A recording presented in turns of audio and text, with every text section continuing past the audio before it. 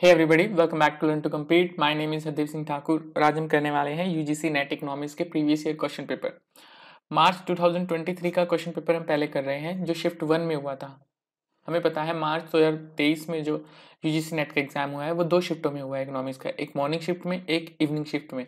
जो morning shift वाला question paper है वो आज हम करेंगे, जिसमें से हम 30 क्वेश्चन डेली करेंगे। ओके, तो आज के पार्ट 1 में हम 30 क्वेश्चन करने वाले हैं। तो शुरू करते हैं। सबसे पहला क्वेश्चन है, which of the following is not true in case of indifference curve. Indifference curve के केस में इनमें से कौन सी बात ट्रू नहीं है। फर्स्ट ऑप्शन है, the indifference curve are usually convex और बाउड इनवर्ड। हमें पता है इंडिफरेंस कर्व जो होती है कॉन्वेक्स टू ओरिजिन होती है, तो ये बात बिल्कुल ठीक है। Indifference curve for two good that are perfect complement is shaped as right angle, ये भी ठीक है। परफेक्ट कॉम्प्लीमेंट के केस में जो इंडिफरेंस कर्व होती है वो राइट एंगल्ड होती है। कैसे? देखिए, मान लीजिए यहाँ पे आपने कॉम्प्लीमेंट गुड लेनी है। मान लीजिए शूज का पेयर लेना है। एक शू पेयर में यहाँ पे लेफ्ट फुट दिया है हमने वाई एक्सिस पे, और यहाँ पे एक्स एक्सिस पे हमने राइट फुट दिया है। ठीक है, तो हमारे कंज्यूमर को सेटिस्फेक्शन कब मिलेगी? जब एक वो लेफ्ट फुट लेगा, एक राइट फुट लेगा, क्योंकि ये कॉम्प्लीमेंट्री गुड है। ऐसा नहीं है कि सिर्फ लेफ्ट फुट कोई ले जाए, राइट फुट ना ले। तो जब एक पेयर ऑफ शूज कंज्यूमर हमारा लेता है तब उसको सेटिस्फेक्शन मिलती है। ओके, तो ये उसको सेटिस्फेक्शन मिली इंडिफरेंस कर्व पे।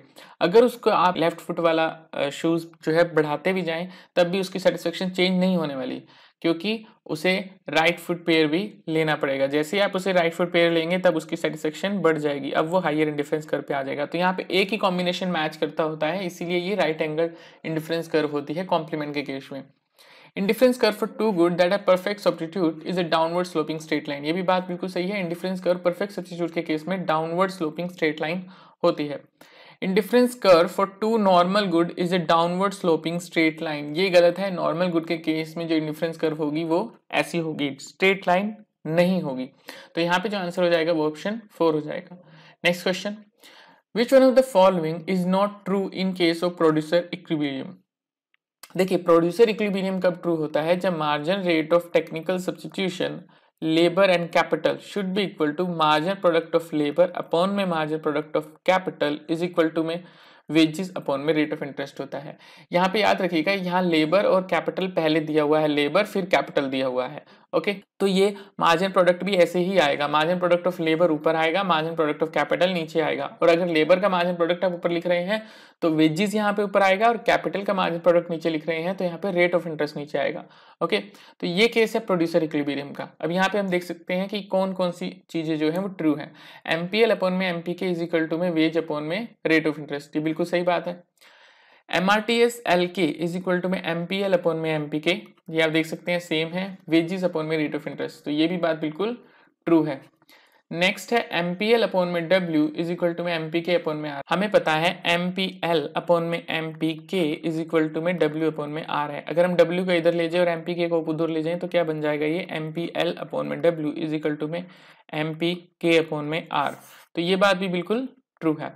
MRTS LK is equal to में आर अपॉन में डब्ल्यू, हमें पता है एमआरटीएस एलके क्या होता है? डब्ल्यू अपॉन में आर होता है। अगर ऐसे दिया होता है एमआरटीएस के एल, तब हम कह सकते थे ये आर अपॉन में डब्ल्यू के इक्वल होगा, पर यहाँ पे एल के दिया हुआ है इसलिए ये गलत है। तो यहाँ पे जो आंसर हो जाएगा वो ऑप्शन 4 हो जाएगा, बिकॉज हमसे नॉट ट्रू पूछा था।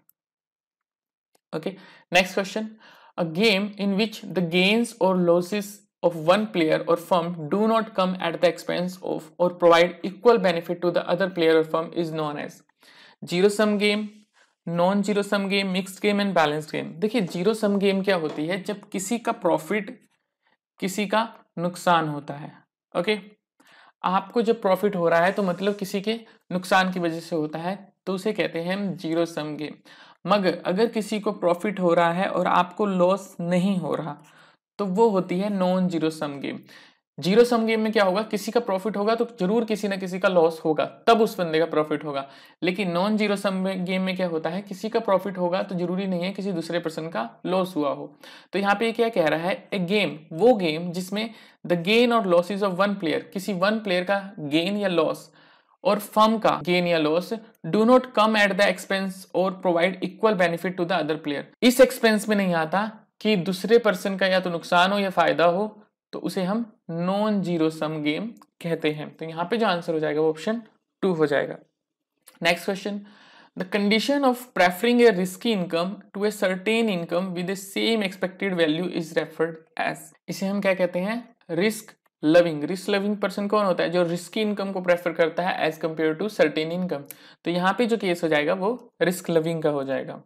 Next question, dash arises when the firm can produce any combination of two input more cheaply that could two different firms that each product a single output। देखिए ये क्या case है, मान लीजिए McD की अगर हम बात करें, मैकडोनल्ड में आप जाते होंगे, वहां पे हम बर्गर के साथ फ्रेंच फ्राइज भी मिलते हैं, ठीक है। आप कई बार बर्गर के साथ फ्रेंच फ्राइज भी लेते हैं। जो फ्रेंच फ्राइज है वो भी मैकडोनल्ड बनाता है। लेकिन अगर ये सिर्फ बर्गर बना रहा होता और कोई दूसरी फर्म बी मान लीजिए यहाँ पे है, उसे फ्रेंच फ्राइज बनाने होते, तो इसे जॉइंट बनाने में उतना खर्चा आ रहा है या अलग अलग ये फर्म्स बनाती तब खर्चा ज्यादा आता? देखिए ये बर्गर बना रहा है, ओके, तो अगर ये फ्रेंच फ्राइज बनाना शुरू कर दे तो इसे लेबर एडिशनल लाने की जरूरत नहीं है, इसे एडिशनल स्टोरेज इकट्ठी करने की जरूरत नहीं है ना। वहीं पे अगर कोई बी फर्म फ्रेंच फ्राइज बनाना शुरू करे जो पहले कुछ नहीं बना रही है, ठीक है, तो इसमें क्या होगा, इनको लेबर लेनी पड़ेगी, स्टोरेज लेनी पड़ेगी, अदर फैक्टर्स ऑफ प्रोडक्शन लेने पड़ेंगे, ठीक है। तो अगर कोई एक फर्म दो आउटपुट प्रोड्यूस करना शुरू कर दे तो उसका जो एवरेज कॉस्ट होता है वो कम हो जाता है, ठीक है, एज कंपेयर टू दो अलग अलग फर्म अलग अलग प्रोडक्ट बनाए, ठीक है। तो यही चीजें यहाँ पे कह रहे हैं, when firm can produce any combination of two output. जब फर्म टू आउटपुट प्रोड्यूस करना शुरू कर दे तो वो मोर चीपली प्रोड्यूस करती हैं देन कंपैरिजन में two independent firms that each produce a single output. दो इंडिपेंडेंट फर्म जो एक एक आउटपुट बना रही हो, तो इसे हम कहते हैं इकोनॉमीज ऑफ स्कोप, ठीक है। इकोनॉमीज ऑफ स्कोप क्या कहते हैं? जब कोई सिंगल फर्म अगर एक से ज्यादा आउटपुट बनाना शुरू कर दे तो उसका जो है एवरेज कॉस्ट कम हो जाता है एज कंपेयर टू अगर दो अलग अलग फर्म अलग अलग प्रोडक्ट बनाए। तो यहाँ पे जो आंसर है वो इकोनॉमिक्स ऑफ स्कोप है। इकोनॉमीज ऑफ स्केल की अगर हम बात करें, इकोनॉमीज ऑफ स्केल वो होता है जहां पे कोई फर्म अगर लार्ज स्केल में प्रोडक्शन करती है तो लार्ज स्केल में प्रोडक्शन करने से उसे जो बेनिफिट मिलता है, ठीक है। मान लीजिए अगर हम यहाँ बर्गर की बात करें, अगर कोई फर्म बर्गर बनाती है तो जिससे वो रॉ मटेरियल लेगी ज्यादा क्वांटिटी में, अगर उसकी स्केल ऑफ प्रोडक्शन ज्यादा है, बहुत ज्यादा उसकी आउटलेट्स हैं, तो वो ज्यादा रॉ मटेरियल खरीदते होंगे, एक साथ बल्क में रॉ मटेरियल खरीदते होंगे, तो वो रॉ मटेरियल उनको क्या पड़ेगा? सस्ता पड़ेगा। इसके साथ साथ वो लार्ज स्केल में प्रोडक्शन कर रहे हैं तो उनके पास स्टोरेज फैसिलिटी होगी, उनके लिए स्टोरेज जो है उसका एवरेज कॉस्ट कम हो जाएगा, ओके। तो जब लार्ज स्केल में प्रोडक्शन करने की वजह से बेनिफिट होता है उसे हम इकोनॉमीज ऑफ स्केल कहते हैं। जब कोई फर्म एक से ज्यादा प्रोडक्ट बना के एवरेज कॉस्ट कम करने की कोशिश करे तो उसे हम इकोनॉमीज ऑफ स्कोप कहते हैं।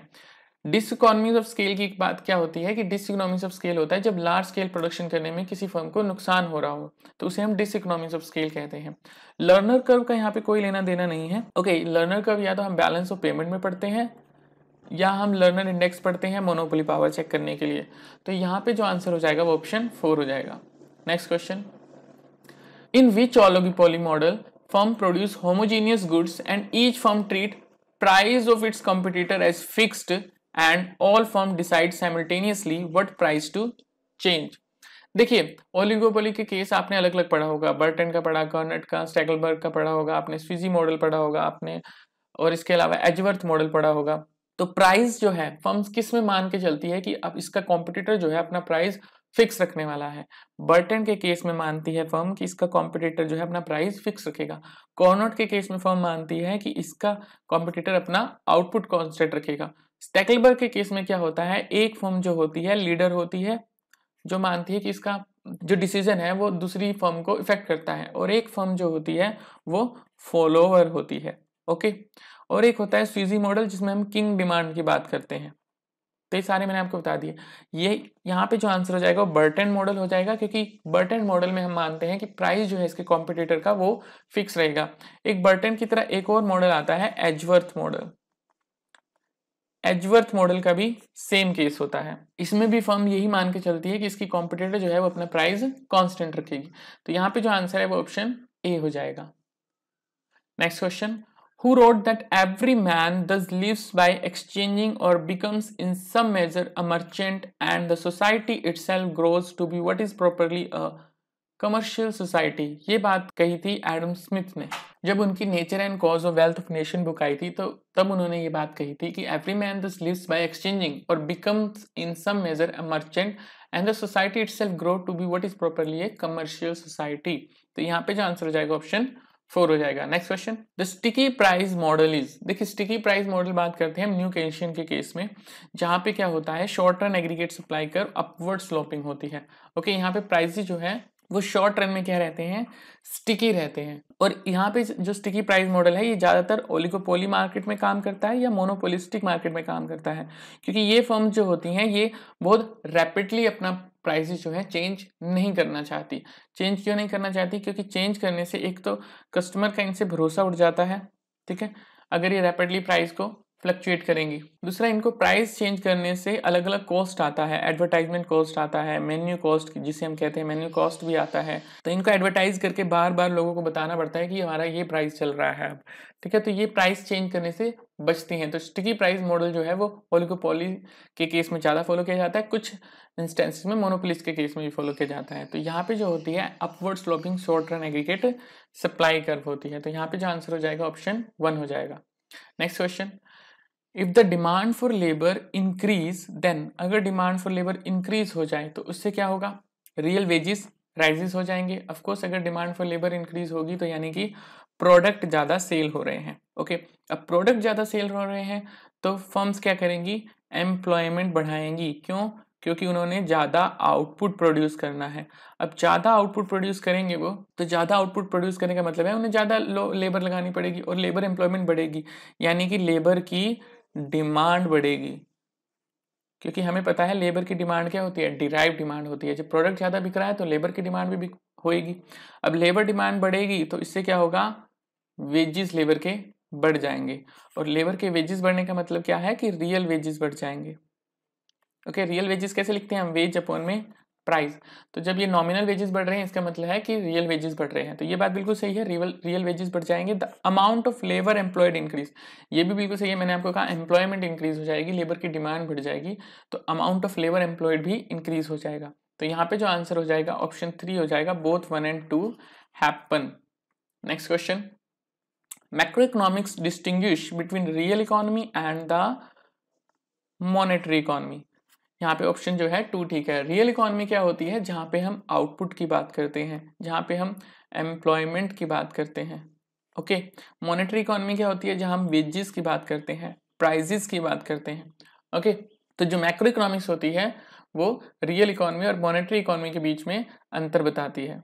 तो यहाँ पे आंसर जो है वो ऑप्शन 2 है।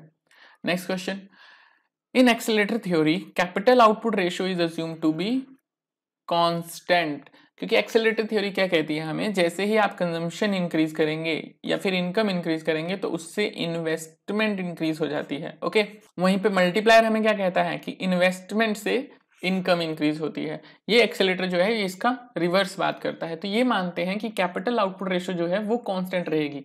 मतलब क्या है इसका, कि किसी आउटपुट को प्रोड्यूस करने के लिए आपको कितनी कैपिटल की जरूरत पड़ रही है, ये चीज कांस्टेंट रहेगी। ऐसा नहीं है कि आपने इन्वेस्टमेंट करी लेकिन वो इन्वेस्टमेंट क्या होगी, सिर्फ कैपिटल पे हुई और आउटपुट उससे इंक्रीज हुआ नहीं, यानी कि कैपिटल आउटपुट रेशियो इंक्रीज हो गया, तो फिर ये थ्योरी वर्क नहीं करेगी। ओके, तो हम कैपिटल आउटपुट रेशियो को एक्सेलरेटर थ्योरी में कांस्टेंट मानते हैं। तो यहां जो आंसर हो जाएगा ऑप्शन 4 हो जाएगा।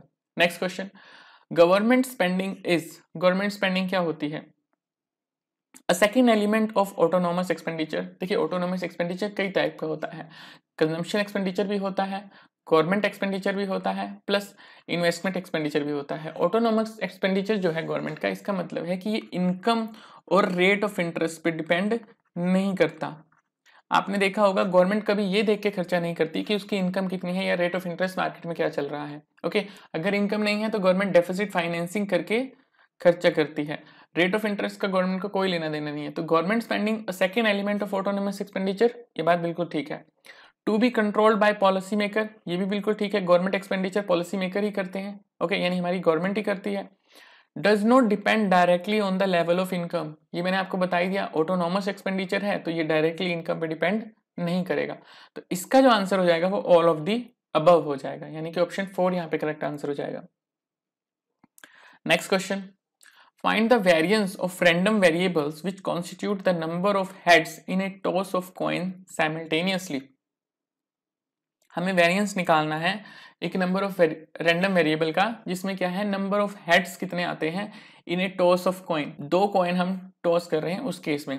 देखिए जब हम दो कॉइन टॉस कर रहे हैं तो सैंपल स्पेस हमारा क्या होगा, या तो हेड हेड ही आएगा, या एक में हेड आएगा फिर टेल आएगा, या पहले वाले में टेल आएगा दूसरे में हेड आएगा, या फिर दोनों में टेल आएगा। ओके ये हमारा सैंपल स्पेस है। देखिए स्टैंडर्ड डेविएशन का क्या फॉर्मूला होता है, under root summation of x square over में एन माइनस में समेशन ऑफ एक्स अपॉन में एन का होल स्क्वायर। ओके अब हमें पता है ये समेशन ऑफ एक्स अपॉन में एन क्या है, मीन है, तो हम इसे लिख सकते हैं summation of x square upon में एन माइनस में मीन का स्क्वायर हो गया स्टैंडर्ड डेविएशन। और वेरिएशन निकालना हो, हमें वेरिएंस निकालना हो तो स्टैंडर्ड डेविएशन का स्क्वायर हो जाता है, तो यहाँ पे भी स्क्वायर हो जाएगा, इस स्क्वायर से अंडर रूट चला जाएगा, तो हमारे पास वेरिएंस का क्या फॉर्मूला आ जाएगा, summation of x square over में एन माइनस में मीन का स्क्वायर। ओके तो ये फॉर्मूला है वेरिएंस का। अब यहाँ पे हमारे पास सैंपल स्पेस ये आ गया head head head tail tail head tail tail. Okay अब यहाँ पे मान लीजिए x मान लेते हैं हम नंबर ऑफ हेड, x क्या है नंबर ऑफ हेड्स। देखिए अब x का केस क्या हो सकता है, या x 0 बार आएगा, यानी कि इस केस में देख सकते हैं आप टेल टेल आ रहा है सिर्फ, या x 1 टाइम आएगा, या इस केस में या इस केस में, या तो पहले हेड आएगा या फिर बाद में हेड आएगा, या फिर हेड दोनों बार आ सकता है इस केस में। ठीक है तो प्रोबेबिलिटी ऑफ x इस केस में क्या है, जब हेड 0 बार आ रहा है तो यानी कि ये केस, तो कितना हो गया 1/4, एक बार ये आ रहा है और टोटल आउटकम कितने हैं 4। इसी तरह एक बार हेड कितनी बार आ रहा है, 2 बार आ रहा है, एक बार इस केस में जब हेड पहले आ रहा है और एक बार इस केस में जब हेड बाद में आ रहा है, तो 2 प्रोबेबल आउटकम है और टोटल आउटकम कितने हैं 4। इसी तरह 2 बार हेड कब आ रहा है, यहाँ पर आ रहा है, तो यहाँ पे कितनी बार आ रहा है, एक बार आ रहा है, तो ये कितना हो गया 1/4। अब ऐसे केस में हमने मीन निकालना हो तो उसका फॉर्मूला होता है summation of P x. Okay summation of P और एक्स, यानी कि इनकी हम मल्टीप्लिकेशन करेंगे और उनको ऐड करेंगे।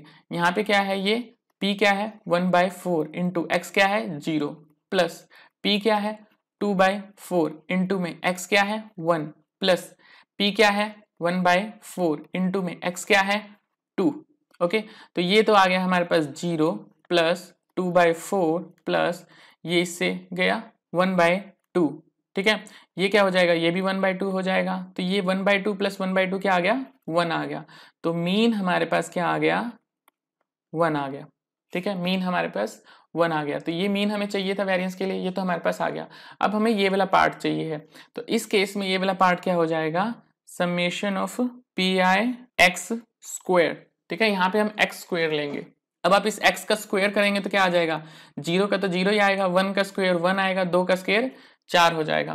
तो अब पी आई की मल्टीप्लिकेशन होएगी एक्स स्क्वायर से, तो पी आई कितना है 1/4 multiply with x square 0 plus P I यहाँ कितना है 2/4 एक्स स्क्वायर कितना है 1 प्लस यहाँ पे पी आई कितना है 1/4 और ये हमारा x कितना है 4, तो क्या आ गया 0 प्लस 2/4 प्लस 1, 2/4 को हम 1/2 भी लिख सकते हैं, तो 1/2 प्लस 1 कितना आ गया 3/2। तो ये दोनों चीजें हमारे पास आ गई, ये वेरिएंस के फॉर्मूले में हम डाल देंगे। ये कितना है 3/2 माइनस मीन कितना है हमारा 1, मीन का स्क्वायर, तो 3/2 माइनस 1 कितना आ जाएगा हमारे पास 1/2 आ जाएगा। तो इसका आंसर क्या होना चाहिए, ऑप्शन 1 होना चाहिए। अब यहाँ पे याद रख लीजिए कि आपसे स्टैंडर्ड डेविएशन भी पूछ सकता है, इस केस में वेरिएंस भी पूछ सकता है, मीन भी पूछ सकता है। मैंने आपको तीनों चीजें बता दी। ठीक है अगर वेरिएंस पूछता है तो वेरिएंस मैंने आपको निकाल के दिखा दिया, सिर्फ मीन पूछता है तो मीन हमने यहाँ पे निकाल ही लिया था, मीन क्या है 1 है। वहीं पे अगर स्टैंडर्ड डेविएशन पूछता है तो हम इसका अंडर रूट कर देंगे, तो यहाँ पे जो आंसर आएगा वो ऑप्शन 1 आ जाएगा। Next question, if the demand and supply function are given as PD is equal to 20 minus 5x, PS is equal to 4x plus 8, producer surplus हमें निकालना है। देखिए पहले हम क्वांटिटी निकाल लेते हैं, वो कैसे आएगी 20 माइनस 5x यानी कि demand function is equal to में 4x प्लस 8 यानी कि supply function.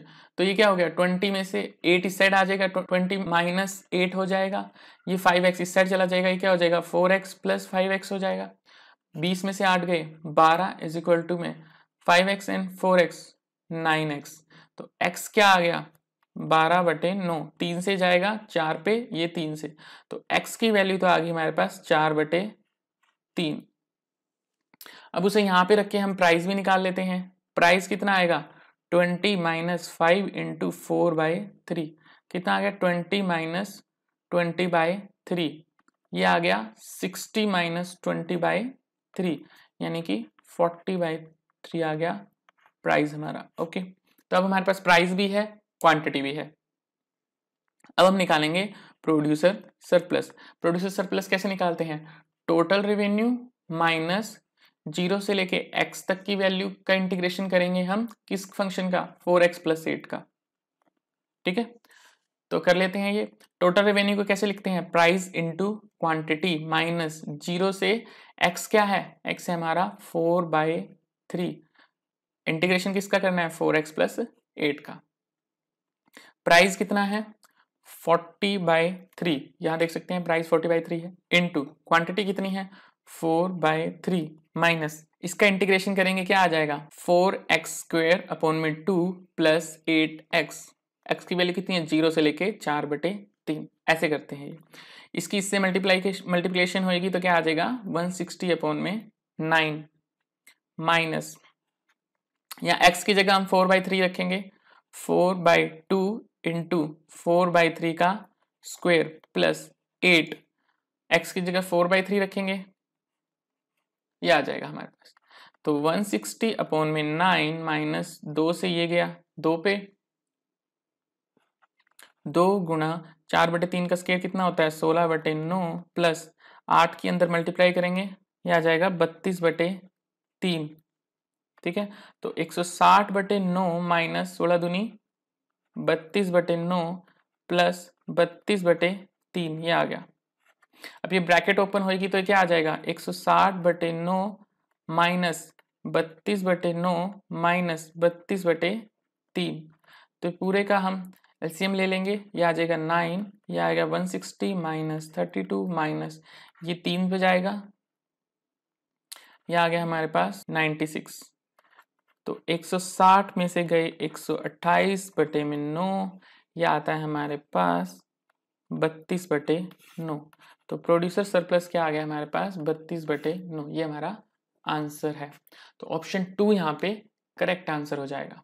Next question, if the demand function for good a is this one, find the cross price elasticity of demand at PA is equal to में 6 and PB is equal to में 10। तो cross price elasticity निकालनी है, जिसका formula क्या हो जाएगा change in QA upon में change in price of B commodity multiply with price of B commodity upon में quantity of A commodity. Okay, ये हमारा फॉर्मूला है। अब हमें पता है क्वांटिटी ऑफ A कमोडिटी कितनी दी हुई है 100 minus 2PA plus 0.2Y plus 0.3 PB। ठीक है, पहले हम ये वाला पोर्शन निकाल लेते हैं, change in quantity of a with respect to change in price of b. तो change in quantity of a upon में change in price of b with respect to price, हम इसे डिफरेंशिएट कर देंगे। ये टर्म क्या हो जाएगी 0 माइनस, क्योंकि हम प्राइस ऑफ बी के विद रिस्पेक्ट में इसे डिफरेंशिएट कर रहे हैं, ये प्राइस ऑफ ए है तो ये भी 0 हो जाएगी, प्लस ये टर्म भी 0 हो जाएगी, प्लस ये आ जाएगा 0.3। तो चेंज इन QA अपॉन में change in price of b क्या आ गया 0.3, एक वैल्यू हमारे पास ये आ गई, ये तो हमारे पास आ गई वैल्यू। अब हम प्राइस ऑफ बी निकाल लेते हैं, प्राइस ऑफ बी हमारे पास 10 दिया ही हुआ है, तो प्राइस ऑफ बी भी आ गया हमारे पास। अब हमें क्या चाहिए क्वांटिटी ऑफ ए चाहिए, क्वांटिटी ऑफ ए का ये फॉर्मूला है, इसमें सब कुछ पुट कर देंगे। Quantity of a is equal to में 100 minus 2 into price of a कितना है 6 प्लस 0.2 इंटू वाई कितना है हमारे पास 500 plus 0.3 into price of b कितना है हमारे पास 10। ओके, अब इसे सॉल्व करेंगे, 100 माइनस 6 दूनी 12 प्लस 0.2 को 500 से मल्टीप्लाई करना है, पॉइंट हटेगा ये 0 गई। ठीक है, तो 5 दूनी 10, 100 हो गया, ये यहाँ पे पॉइंट हटेगा 10 आएगा, 0 से 0 गया, यानी कि ये 3 बच गया। तो 100 प्लस 100 200 प्लस 3 माइनस 12, यानी कि 203 में से 12 गए, ये बचेंगे 110। 91 हमारे पास। तो क्वांटिटी ऑफ ए कितनी आ गई 191। इस फॉर्मूले में हम सब कुछ पुट कर देंगे। Change in quantity of a with respect to change of b कितना था 0.3 multiply with price of b कितना है हमारा 10 अपॉन में क्वांटिटी ऑफ ए कितनी है हमारी 191। तो जब हम इसे करेंगे सोल्व तो ये 0 से 0 गया, 3 डिवाइड बाई 191 ये आ जाएगा हमारे पास 0.0157। तो इसे हम ऐसे भी ले सकते हैं 0.016।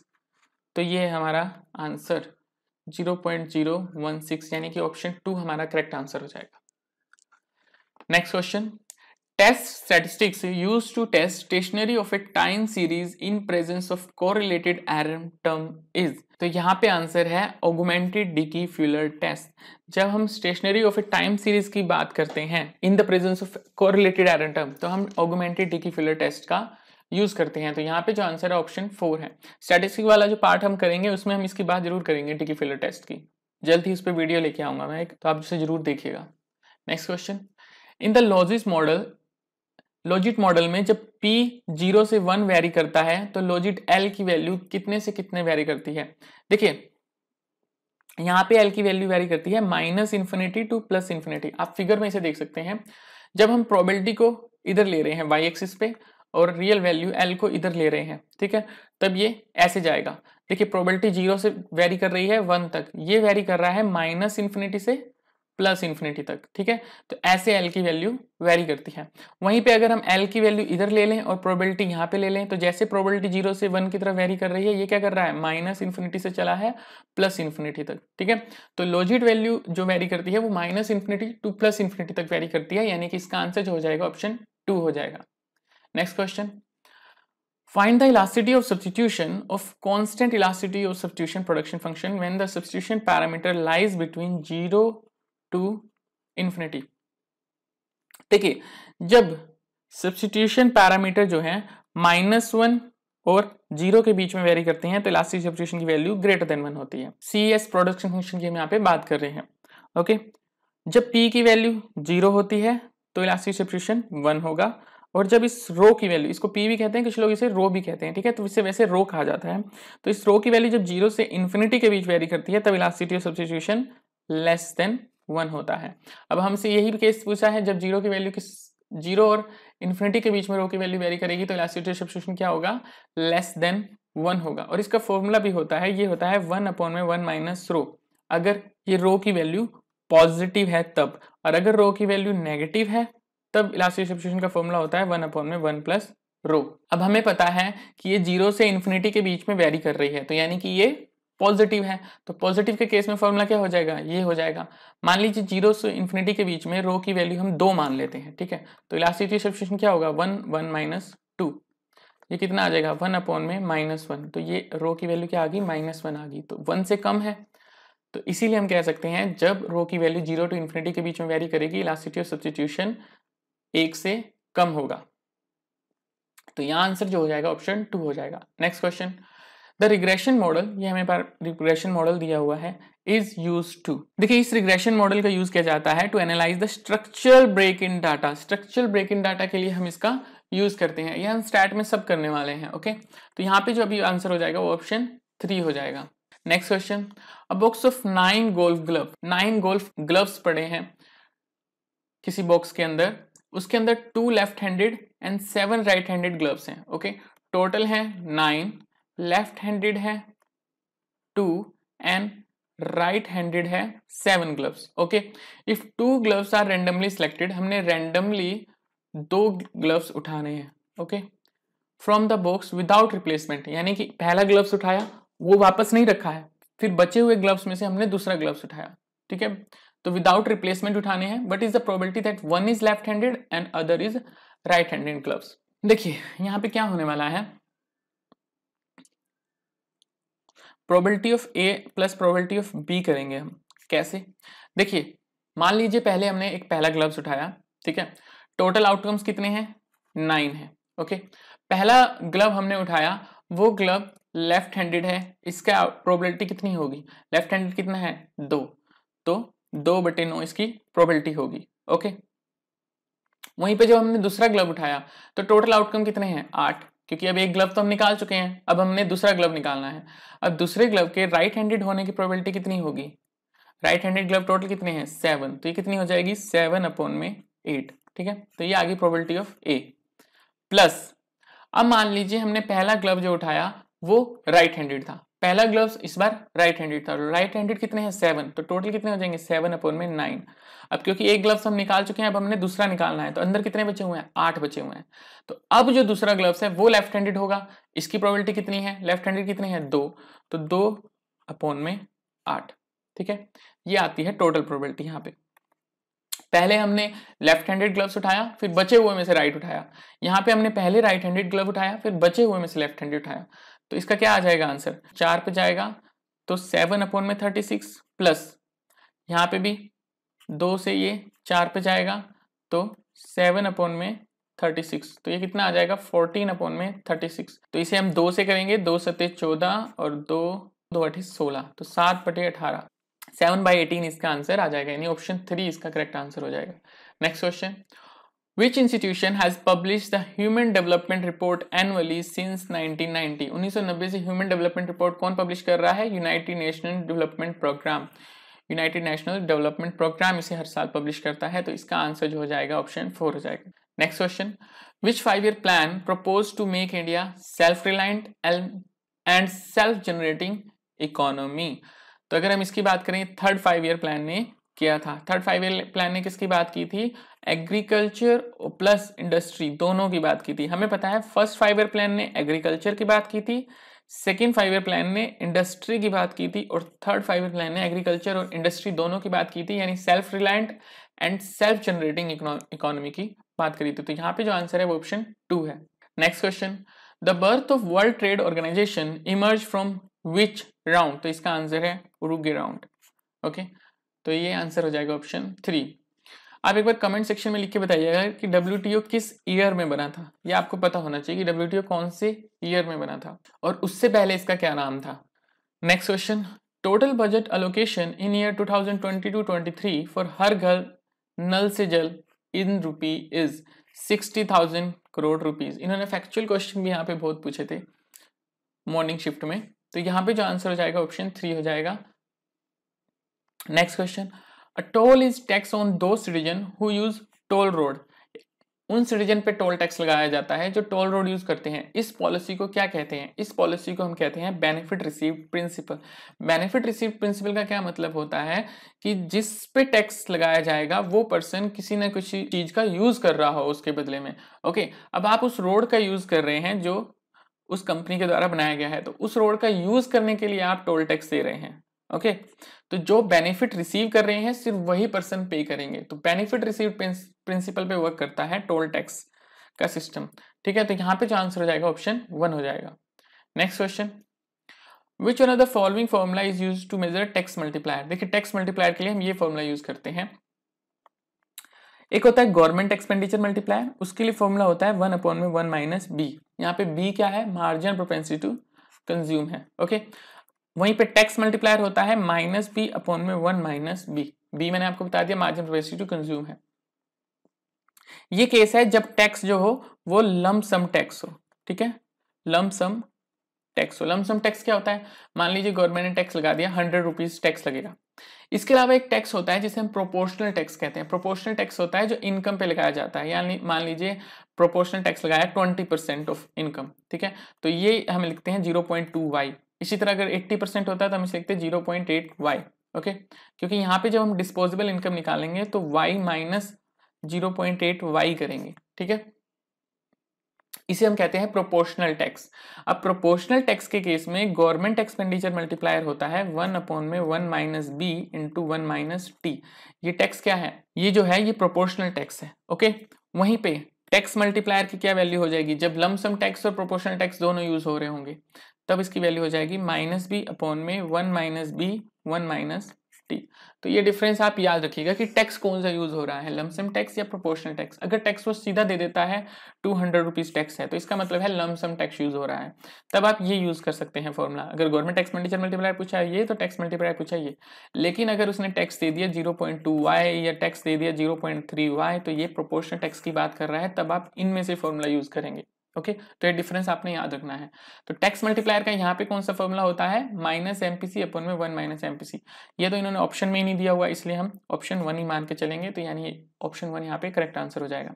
Next question, the free rider problem arises. देखिए फ्री राइडर प्रॉब्लम जो होती है ये मार्केट फेलियर का एक केस होता है। ओके, ये वो केस है जब गुड्स एंड सर्विसेज का इनएफिशिएंट डिस्ट्रीब्यूशन हो रहा हो, क्योंकि एक पर्सन जो है वो अपने शेयर से ज्यादा कंज्यूम कर रहा है। ठीक है, कोई पर्सन जो है मान लीजिए जिसका जितना उसका शेयर होना चाहिए गवर्नमेंट बेनिफिट रिसीव करने में, गवर्नमेंट गुड्स रिसीव करने में, वो अपने शेयर से ज्यादा रिसीव कर रहा है और उसके लिए पे कम कर रहा है गवर्नमेंट को। ओके, तो इसे हम कहते हैं फ्री राइडर प्रॉब्लम। कुछ लोग ऐसे होते हैं जो पे भी नहीं करते फिर भी बेनिफिट उठाते हैं, तो उसे हम फ्री राइडर प्रॉब्लम कहते हैं। तो ये किस केस में होता है, when number of beneficiaries are large, जब बेनिफिशरी जो है किसी गवर्नमेंट स्कीम के, किसी पब्लिक गुड के, वो लार्ज हो, and exclusion of any one of them is impossible, और किसी एक को बाहर निकाल पाना कि आपको बेनिफिट नहीं मिलेगा या आपको बेनिफिट नहीं मिलेगा वो मुश्किल हो, तो ऐसे केस में फ्री राइडर प्रॉब्लम होती है, क्योंकि बहुत से लोग ऐसों को बेनिफिट मिल रहा होता है जो उसके लिए पे भी नहीं कर रहे होते या गवर्नमेंट भी उसके लिए पे नहीं कर रही होती। ठीक है, तो बेनिफिट किसी और का होता है, ले कोई और रहा होता है। तो यहाँ पे जो आंसर हो जाएगा वो ऑप्शन 3 हो जाएगा। Next question, the money supply in the ISLM model is assume to be. देखिए यहाँ पे जो मनी सप्लाई होती है वो रियल मनी सप्लाई होती है, ना नैरो मनी, ना नॉमिनल मनी सप्लाई, ना ब्रॉड मनी। ठीक है, यहाँ बात होती है रियल मनी सप्लाई की, यानी ऑप्शन 4 यहाँ पे करेक्ट आंसर है। Next question, Which of the following two economists are associated with problem of time inconsistency? देखिए इनमें से कौन से दो इकोनॉमिस्ट जो हैं वो टाइम इनकंसिस्टेंसी से रिलेटेड बात करते हैं। देखिए टाइम इनकंसिस्टेंसी आपको लग रहा होगा क्वेश्चन रैंडमली इन्होंने पूछ लिया, ये रैंडमली नहीं पूछा है, ये इसलिए पूछा है क्योंकि इस टॉपिक पे नोबेल प्राइज दिया गया था 2004 में, सेम टॉपिक पे नोबेल प्राइज मिला था और इन सेम पर्सन्स को मिला था। ठीक है, 2004 का नोबेल प्राइज इनको इसी टॉपिक पे मिला था, इसलिए ये क्वेश्चन ऐसे नहीं है कि कहीं से भी उठ के आ गया। ओके, तो इन्होंने कहा था कि सेम पर्सन की, ठीक है, करंट एंड फ्यूचर के लिए डिफरेंट चॉइसेस हो सकती हैं। कैसे, फॉर एग्जांपल मान लीजिए किसी पर्सन को बोला गया कि आपको आज मैं 500 रुपए दे देता हूं या कल आप मेरे से 505 रुपए ले लेना। आपको कोई आके कहता है कि भाई मेरे से 500 रुपए ले ले या फिर एक दिन वेट कर ले, कल 505 रुपए ले लो, तो आप क्या कहेंगे, नहीं भाई तू मुझे आज ही 500 रुपए दे दे। ठीक है, एक दिन बाद आप 505 रुपए लेना नहीं चाहेंगे। वहीं पे कोई पर्सन आके आपको कहता है भाई आज से ना 365 डेज लेटर, 365 दिन बाद या एक साल बाद आप मेरे से 500 रुपए ले लेना। ओके, और अगर एक दिन और रुक जाओगे, 365 दिन रुक जाओगे, तो आप मेरे से 505 रुपए ले लेना। तो बहुत ज्यादा चांसेस हैं कि आप 366 दिन रुक जाएंगे। ओके, 366 दिन रुक के आप 505 रुपए ले लेंगे, क्योंकि ये बात की बात है, 365 रुक रो या 366 रुक रो आपके लिए ज्यादा वेरी नहीं करता, लेकिन क्योंकि ये करंट टाइम की बात है, आप कहेंगे कि आज मुझे 500 रुपए मिल जाए, कल 505 के लिए मैंने वेट नहीं करना। तो एक पर्सन की डिफरेंट टाइम पीरियड के लिए सेम चॉइसेस डिफरेंट हो सकती हैं। ठीक है, इस पे बात करी थी किडलैंड एंड प्रेस्कॉट ने। ठीक है, इन्हें नोबेल प्राइज भी 2004 में इससे रिलेटेड ही दिया गया था। तो यहाँ पे जो आंसर हो जाएगा ऑप्शन 2 हो जाएगा। Next question, the value trade ratio capture trading related to the size of the economy. Value trade ratio क्या है, वो trading related to the size of the economy की बात करता है। यहाँ पे ऑप्शन 1 जो है वो करेक्ट आंसर है। तो ये थे आज के 30 क्वेश्चन। आई होप आप लोगों को क्वेश्चन पसंद आए होंगे। अगर पसंद आए हो तो please right us in the comment section given below. मिलेंगे नेक्स्ट वीडियो के साथ अनदर 30 क्वेश्चन के साथ, तब तक बी सेफ, कीप लर्निंग। जय हिंद, धन्यवाद।